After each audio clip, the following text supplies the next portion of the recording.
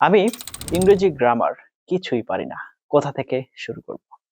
একেবারেই জিরো। আমি স্কুল কলেজে অনেক কষ্টে পার করে এসেছি। এখন ওই সময় আসলে ইংরেজিটা শিখিনি বা দুর্বলতা ছিল, বুঝি নাই যে এইভাবে লাগবে।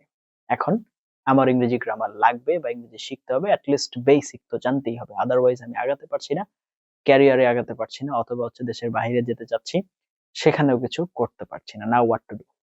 দেখুন, সর্বপ্রথম প্রবলেম যেহেতু আছে, সমাধানও আছে। আপনার যদি ইংরেজি গ্রামারের সমস্যা থাকে তাহলে শুরু করতে হবে। সর্বপ্রথম আপনি যেখান থেকে শুরু করবেন সেটা হচ্ছে পার্টস অফ স্পিচ থেকে শুরু করবেন। একটা বাক্যের বা একটা সেন্টেন্সের যে পার্ট গুলো ব্যবহার করা হয়, যেগুলো ব্যবহার করে একটা বাক্য তৈরি করা হয়, সেখানে কোন কোন পার্টস অফ স্পিচ যেমন নাউন, প্রোনাউন, ভার্ব, অ্যাডজেক্টিভ এগুলো কারা কিভাবে ব্যবহার হয়, এগুলো আপনার আগে জানা শুরু করতে হবে। এবং এর সাথে সাথে একটা বোনাস টিপস হচ্ছে প্রতিদিন আপনাকে মিনিমাম 5 পৃষ্ঠা করে দেখে দেখে হলেও ইংরেজি লিখতে হবে।